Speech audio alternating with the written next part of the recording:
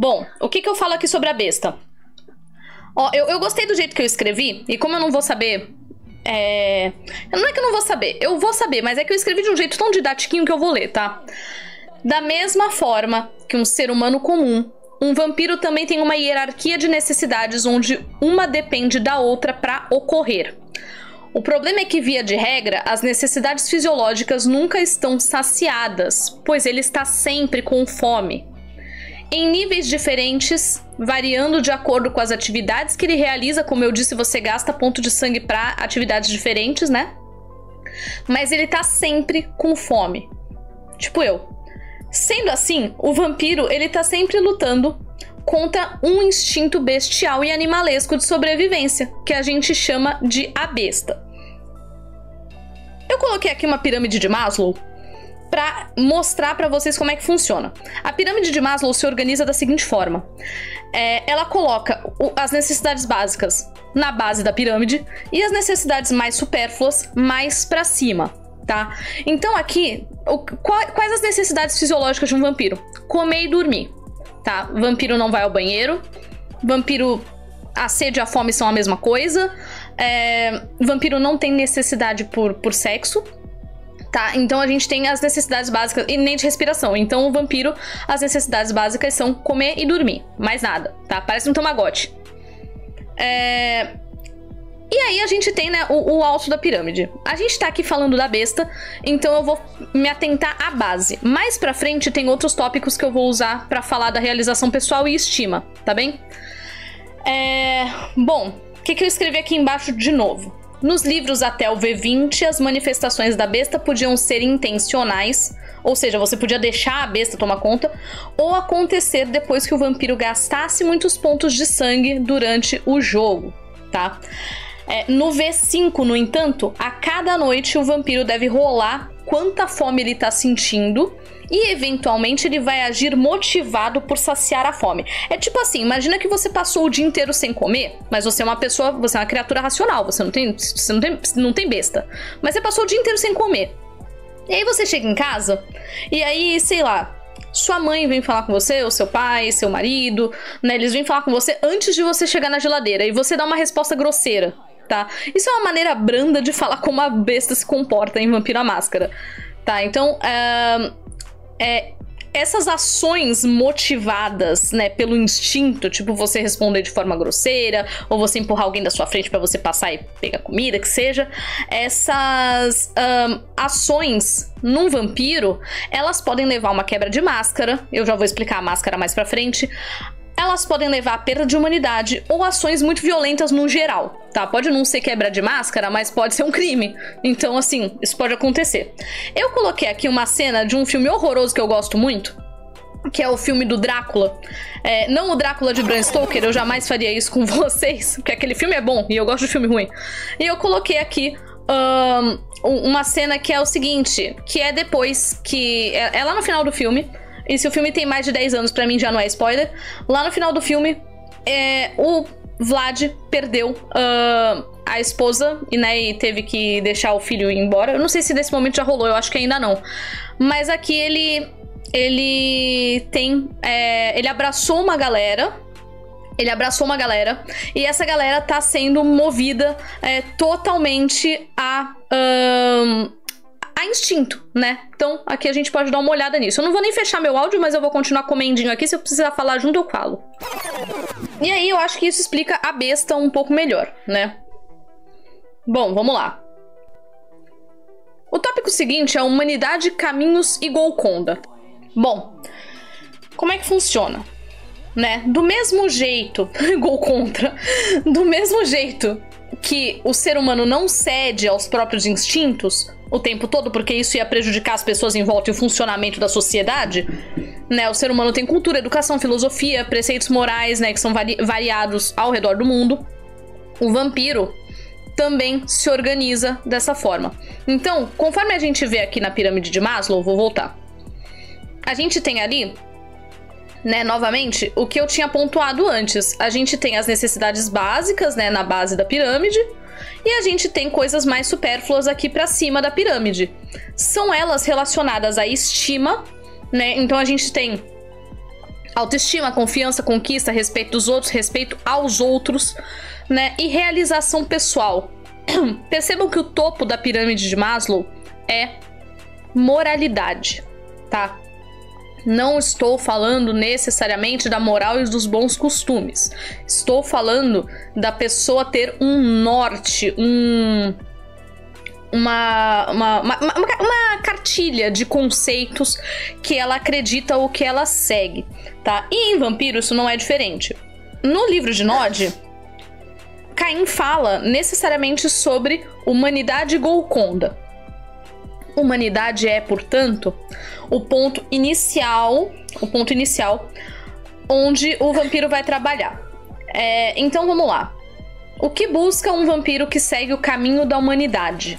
O vampiro que segue o caminho da humanidade busca estar tão próximo quanto possível de um ser humano comum. Ele vai ter lá na ficha humanidade de 0 a 10 e ele vai estar classificado com algum nível de humanidade dependendo do que faz ele se sentir culpado, do que faz ele se sentir monstruoso. Então vai ter vampiros que vão machucar, que vão torturar e que não vão sentir nada com isso. Então eles vão ter humanidade baixa. Vai ter vampiros que vão se sentir culpados por morder pessoas.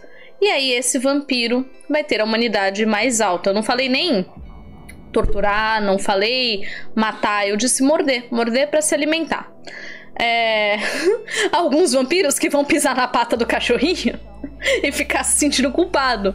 Talvez ele seja um gangrel. Então é isso. A humanidade, ela é um caminho filosófico que dita o comportamento do vampiro. O vampiro, ele pode ir perdendo humanidade ao longo do jogo, tá? Deixa eu ver a ordem que eu resolvi explicar as coisas pra eu não me atropelar. Aqui tá certo. O vampiro pode ir perdendo humanidade ao longo do jogo. Eu não coloquei aqui a lista de pecados que podem fazer um vampiro perder humanidade, mas basicamente coisas que podem fazer ele perder humanidade é ele ser racionalmente cruel, ou ele racionalizar uma crueldade que ele cometeu quando descontrolado, tipo assim, ó, meu Deus, a besta assumiu e eu matei alguém, mas também eu tava morrendo de fome. Isso pode fazer ele perder pontos de humanidade, tá? Dependendo de quanta humanidade ele tem, porque isso é importante. Um vampiro que tem a humanidade 6, humanidade 7, que é a média dos humanos, inclusive. O vampiro que tem a humanidade 7, ele não mata. Ele não tem essa vontade de matar, tá? É uma humanidade relativamente alta. Se ele matar, se ele escolher matar, se ele planejar matar, e se ele lidar bem com isso, ele pode vir a perder um ponto de humanidade. Ou ele pode fazer um teste de humanidade pra ver como ele vai interpretar a sensação de matar, e aí sim a gente vê se ele perde o ponto de humanidade ou se ele fica se sentindo culpado. De qualquer forma, vai ter uma consequência. Por outro lado, especialmente dentro do Sabá, que eu ainda não expliquei o que é o Sabá, mas eu vou chegar lá, a gente tem vampiros que assumem a natureza de monstro. Ah, Nívia, você quer dizer que eles deixam a besta, né, agir? Não. Eu quero dizer o seguinte, eles têm outro código de conduta, tá? Que pauta as ações deles. Então, uma coisa que é comum entre a humanidade e os outros caminhos filosóficos, caminhos da iluminação, é o seguinte: em todos eles, você tem regras pensadas e racionalizadas para que elas façam o vampiro agir pragmaticamente, não deixando a besta ou seus instintos tomarem conta de suas ações, tá? Então, assim, geralmente isso acontece mais no Sabá, porque a pessoa pode deliberadamente assumir a própria monstruosidade, né? Mas eu vou citar aqui um dos meus caminhos preferidos em Vampiro à Máscara, que é o caminho de Lilith, tá? Então, assim, o caminho de Lilith. Vou deixar aqui a imagenzinha de Lilith nas 3 faces que ela aparece no mundo de Vampiro à Máscara. Então, por que o melhor exemplo pra mim, ele é o caminho de Lilith? É porque ela é antagônica a Caim, tá? Ela é descrita pelos olhos dele no livro de Nod. E assim, mesmo quando ela é descrita pelos olhos dele, eu ainda acho que ele tá sendo injusto com ela, tá? Mas ela é descrita pelos olhos dele no livro de Nod. E ela tem a própria versão dela dos fatos no Revelações da Mãe Sombria, tá? Então o que que acontece? Revelações da Mãe Sombria também é outro livro, tá? Ela usa a Lilith, ela vive uma vida de muita privação, de sofrimento, né, coisas dessa forma. Então a trilha de Lilith usa a vivência dela como exemplo de vida e, portanto, é esse tipo de comportamento, é esse tipo de forma de encarar a vida que determina, né, quais são as regras de quem vive a vida pela trilha de Lilith, quem vive a não vida pela trilha de Lilith, né? Então, ela vai se basear em garantir as próprias privações. Dentro da trilha da humanidade, no entanto, né, Caim também mencionou lá no livro de Nod, no vídeo que a gente ouviu, que ele tem um objetivo que é a Golconda. Não é a conquista, é a Golconda. Vamos lá. Como é que eu vou explicar isso aqui? O que eu escrevi? O vampiro precisa de uma filosofia para viver, algo que ele queira acreditar, ou que ele deva acreditar, né? Ainda que esse algo vise apenas a organização social, ou ele acabará sucumbindo à besta. Mecanicamente, sucumbir à besta faz com que o seu personagem deixe de ser jogável, mesmo que ele não morra, tá? Agora eu tenho uma dúvida. Ô, Lucas, quando um personagem sucumbe à besta, ele deixa de ser jogável, mas ele é recuperável? Difícil. Talvez colocando... Assim, sempre tem uma regra, né? Mas dá pra colocar em torpor. Ok. A violência sempre resolve, né? Entendi, tá. Pela lógica... É só questão de dar porrada suficiente. Pela lógica que o Lucas apresentou, você pode pegar um vampiro que sucumbe à besta, colocá-lo em torpor, ou seja, fazer com que ele durma forçadamente, provavelmente com uma estaca. Provavelmente com uma estaca. Porque em Vampiro a Máscara, a estaca no peito não mata, ela paralisa. E aí você pode ou deixar ele dormindo por tempo suficiente, ou tentar interferir com alguns usos de auspícios avançado, tá? Dá pra fazer, mas não é recomendável, porque teria que fazer um malabarismo muito grande, tá? Então, o oposto de deixar a besta tomar conta, na trilha da humanidade, é a Golconda, já supracitada, né? Dizem que a Golconda, ela se dá quando um vampiro for humano o suficiente, que ele tenha a humanidade 10, que ele fique assim por um tempo considerável lá, mantendo a sua humanidade 10, né? Sem agir com impulsos bestiais e coisas do tipo, e que mais do que isso ele tenha algum ato que justifique um milagre. Então, basicamente, se um vampiro for um santo, o que pessoas normais não seriam, ele teoricamente atingiria a tal da Golconda, tá?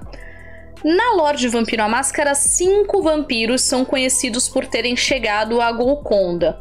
Só que eu acho essa lista meio furada, porque essa lista inclui esse querido aqui da foto, que é o Saulot, que é o primeiro vampiro, né, o antediluviano, do clã Salubre. E o Saulot, dentro da lore de Vampiro à Máscara, ele é uma figura muito controversa. Porque ele começa sendo pintado como um grande herói, o Jesus Cristo da White Wolf, segundo o Juan Amadeu, né? Mas ele... em livros de clã, em suplementos e coisas do tipo, ele talvez não seja tão legal, tá? A Ellie, da minha moderadora, faz a pergunta, Tia Nívia pergunta, se você for canonizado como santo, serve? Não serve. Não serve. Ele tem regras muito amplas e muito pessoais de vampiro pra acontecer, tá? Como o Saulot é um dos vampiros reconhecidos por ter atingido a Golconda, e o Saulot é potencialmente um babaca, existe uma grande chance de que os outros também não tenham atingido coisa nenhuma. Na prática, atingir a Golconda significaria que você teria o privilégio, o prazer de poder voltar a ser humano e deixar a maldição vampírica pra trás, tá?